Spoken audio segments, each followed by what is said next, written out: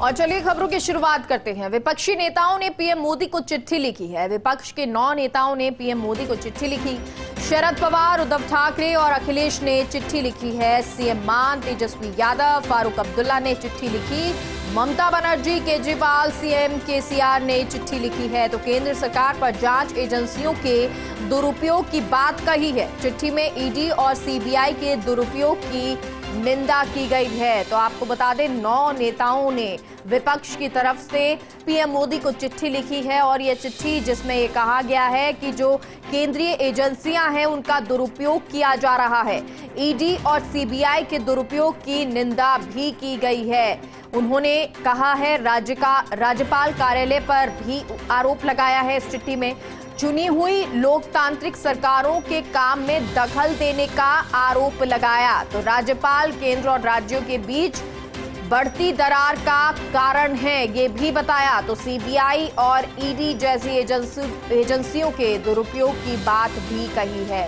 विपक्ष के नेताओं ने बीजेपी की निंदा की है, चिट्ठी लिखी है और चिट्ठी में कहा है असम के मुख्यमंत्री हेमंत बिस्वा शर्मा पर भी निशाना साधते हुए कि विपक्ष के जो नेता भाजपा में शामिल हो जाते हैं उन पर किसी तरह की कोई कार्रवाई नहीं होती है या जांच धीमी गति से होती है। तो वहीं दूसरी तरफ राज्यपाल कार्यालय पर भी उन्होंने आरोप लगाया है। तो बिहार के डिप्टी सीएम ने ये आरोप लगाया, ये चिट्ठी लिखी है। तो इसमें एनसीपी चीफ शरद पवार भी शामिल हैं। महाराष्ट्र के पूर्व मुख्यमंत्री उद्धव ठाकरे, उन्होंने भी ये संयुक्त पत्र सभी ने मिलकर लिखा है। जम्मू कश्मीर के पूर्व सीएम फारूक अब्दुल्ला ने भी इस चिट्ठी को लिखा है। संयुक्त रूप से सभी ने 9 नेताओं ने मिलकर ये पीएम मोदी को चिट्ठी लिखी है। दिल्ली के मुख्यमंत्री और आप प्रमुख अरविंद केजरीवाल भी इसमें शामिल हैं। तो वहीं पंजाब के मुख्यमंत्री और आप नेता भगवंत मान, वो भी इसमें शामिल हैं। तेलंगाना के मुख्यमंत्री और बीआरएस प्रमुख के चंद्रशेखर राव, यूपी के पूर्व सीएम और सपा चीफ अखिलेश यादव का नाम भी इसमें शामिल है। संयुक्त रूप से ये पत्र लिखने में बिहार के डिप्टी सीएम और आरजेडी नेता तेजस्वी यादव, इन सभी ने ये चिट्ठी लिखी है और चिट्ठी में जिक्र किया गया है कि कैसे ईडी हो या फिर सीबीआई, इन जांच एजेंसियों का दुरुपयोग किया जा रहा है और इस दुरुपयोग का निंदा विपक्ष ने की है। वहीं कहा है कि राज्यपाल जो हैं, राज्यपाल कार्यालय के द्वारा दखल किया जाता है और शायद इसीलिए दूरियां जो हैं वो केंद्र और राज्य सरकार के बीच और ज्यादा बढ़ती जा रही है। ये जिक्र भी चिट्ठी में किया गया है। असम के मुख्यमंत्री हेमंत बिस्वा शर्मा पर भी निशाना साधा गया और कहा कि विपक्ष के नेता जो बीजेपी में शामिल हो जाते हैं उन नेताओं को तो छोड़ दिया जाता है या उन पर जो जांच होती है वो धीमी गति से होने लग जाती है, अन्यथा और जो नेता होते हैं उन पर जांच की जाती है। अनावश्यक रूप से ये जांच होती है, दुरुपयोग किया जाता है। आदिति हमारे साथ दिल्ली से जुड़ गई हैं। आदिति, ये चिट्ठी जो है 9 विपक्षी नेताओं ने संयुक्त रूप से लिखी है, क्या कुछ इस चिट्ठी में जिक्र किया गया है? जी, सबसे पहले तो 9 नेता जो हैं, जैसे बंगाल के मुख्यमंत्री हैं, टीएमसी के चीफ भी हैं, दिल्ली के मुख्यमंत्री हैं, अरविंद केजरीवाल पंजाब के भी मुख्यमंत्री हैं और तेलंगाना के मुख्यमंत्री हैं चंद्रशेखर राव, यूपी के पूर्व सीएम जो है सपा के चीफ अखिलेश यादव और बिहार के डिप्टी सीएम और आरजेडी नेता तेजस्वी यादव, एनसीपी चीफ शरद पवार, महाराष्ट्र के पूर्व मुख्यमंत्री उद्धव ठाकरे और जम्मू कश्मीर के पूर्व सीएम फारूक अब्दुल्ला।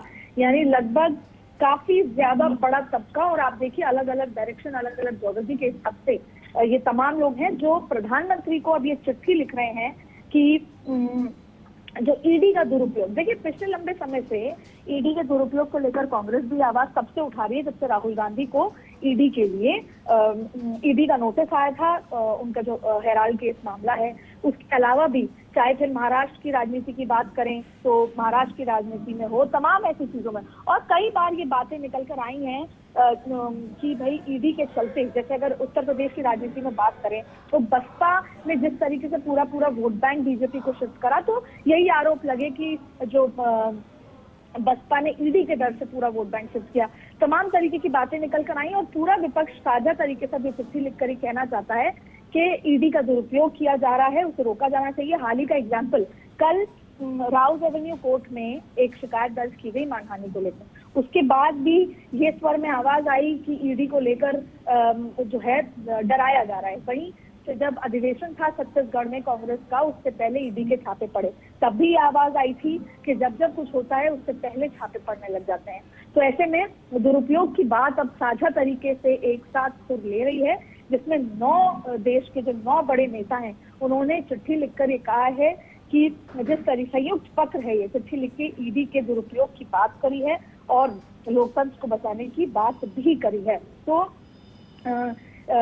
ये तमाम चीजें बहुत महत्वपूर्ण हो जाती हैं। ऐसे में और कितने नेता इसमें और साथ जुड़ते हैं, और आज पूरे दिन की बयानबाजी में भी देखिएगा आप कि क्या कुछ होता है। क्योंकि देखिए कल अशोक गहलोत ने भी एक बयान दिया था कि मैं चाहता हूं कि जो गजेंद्र सिंह शेखावत को लेकर उन्होंने बयान दिया, उसने कहा कि अगर ईडी मेरे ऊपर केस कर रही है और ईडी अगर आती है तो मैं खुश रहूंगा, क्योंकि जिस केस को मैं बार बार ईडी के सामने उठाना चाहता हूं, 5 बार मैं संजीवनी घोटाले की बात कर चुका हूं, लेकिन ईडी ने उसका संज्ञान नहीं लिया। ऐसे में अगर मेरे माध्यम से संजीवनी घोटाले का खुलासा होता है और ईडी उसकी जांच पड़ताल करती है, तो मैं खुशनसीब मानूंगा कि जो गरीब लोगों का पैसा इसमें फंसा हुआ है घोटाले के चलते, वो उनको वापस मिले। तो अब अलग अलग तरीके से अलग अलग सुर यहाँ पर आ रहे हैं, लेकिन एक बड़ा मामला क्योंकि लगातार संयुक्त जो चिट्ठी लिखी गई है, वैसे भी 2024 की लड़ाई नरेंद्र मोदी के सामने संयुक्त लड़ाई लड़ने की ही तैयारी में विपक्ष है।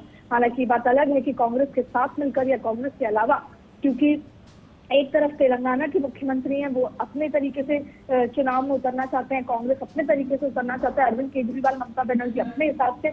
ऐसे में संयुक्त आज जो चिट्ठी लिखी है, ये कि बहुत बड़ा एग्जाम्पल है कि कई मुद्दों पर अब विपक्ष एक साथ आ चुका है, चाहे वो संसद के अंदर हो, संसद के बाहर हो। ऐसे में ये चिट्ठी लिखना और उसका क्या रिएक्शन निकल कर आता है, ये बेहद महत्वपूर्ण होगा। और अब ये प्रखर होकर राजनीति में ये तमाम बातें अदिति, अभी बीजेपी की तरफ से कोई प्रतिक्रिया आई है क्या इस चिट्ठी के बाद?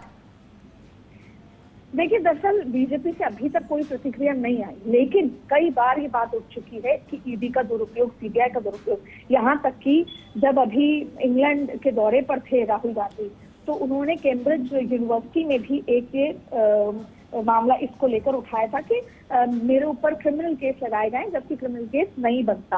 विपक्षी नेता डरे हुए हैं क्योंकि उनके ऊपर ईडी सीबीआई के छापे लगते हैं, आईटी के छापे लगते हैं।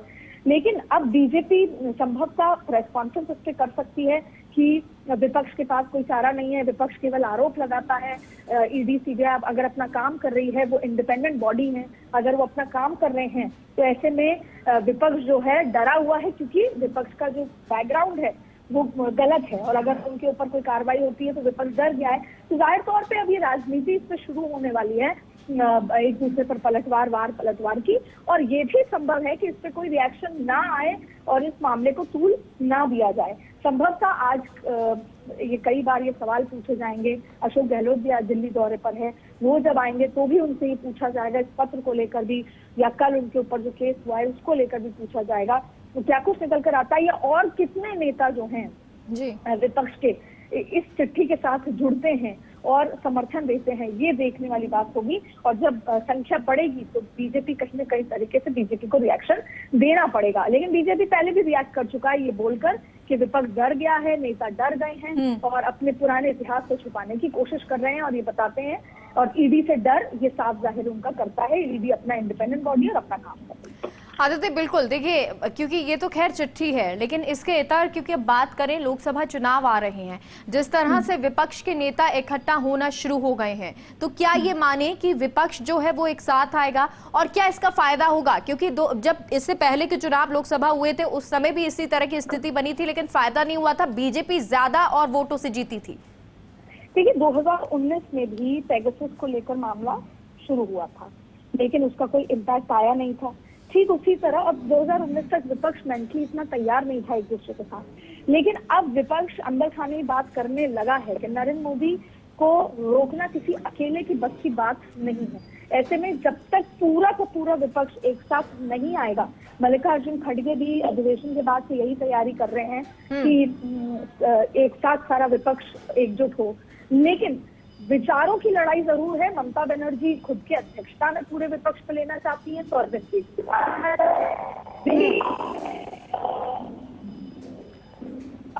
जी ठीक है, लेकिन आने वाले टाइम में क्या इसका वाकई में प्रभाव पड़ेगा? क्या विपक्ष जो एकजुट अभी नजर आ रहा है, क्या वो एकजुटता काम आएगी? अदिति, आप अपनी बात कर रही थी, पूरी करें अपनी बात।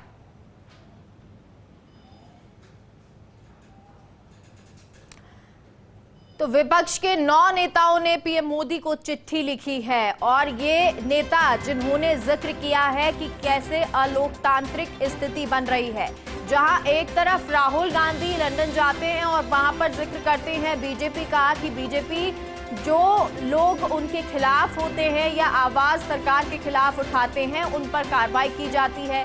चाहे फिर आप बीबीसी देख लीजिए, जिसका जिक्र भी उन्होंने किया। वहीं दूसरी तरफ ये कहा कि वो चाहते हैं कि देश कुछ ना बोले, चुपचाप देखता रहे, खामोश रहे, लेकिन जो लोग या मैं आवाज उठाता हूं तो उस पर हमला किया जाता है बीजेपी के द्वारा।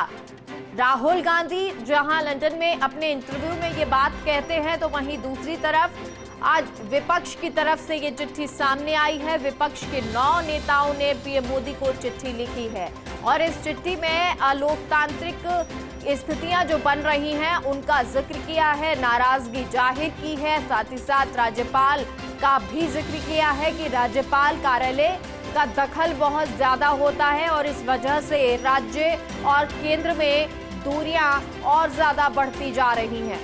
बीजेपी की निंदा विपक्ष ने की है, विपक्ष के नेताओं ने की है और साथ ही साथ ये भी कहा है कि जो ईडी, सीबीआई केंद्रीय एजेंसियां हैं उनका दुरुपयोग हो रहा है, ये दुरुपयोग नहीं होना चाहिए। लेकिन अब सवाल ये उठते हैं, जिस तरह से अब मुखर होना शुरू हुआ है, एकजुट होना शुरू हुआ है विपक्ष, क्या ये फायदा लोकसभा चुनाव में मिलेगा? क्या विपक्ष एकजुट रह भी पाएगा? क्योंकि नेतृत्व होना बहुत जरूरी है और ये नेतृत्व किसका होगा, कौन नेतृत्व करेगा, ये बड़ा सवाल है। हालांकि इससे पहले नीतीश कुमार कहते हैं बिहार सीएम की, हम तो इंतजार कर रहे हैं कि बुलावा आए और फिर विपक्ष एकजुट हो जाए।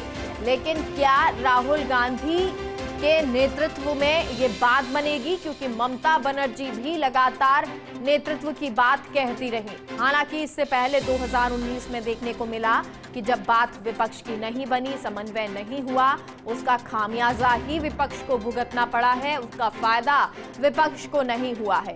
ये बहुत जरूरी है इस वक्त कि कांग्रेस खड़ी हो और कांग्रेस नेतृत्व करे, क्योंकि एक राष्ट्रीय पार्टी के तौर पर कांग्रेस को पूरा देश जानता है। हालांकि अब विपक्ष जो है वो मुखर होकर नजर आ रहा है, खड़ा हुआ है।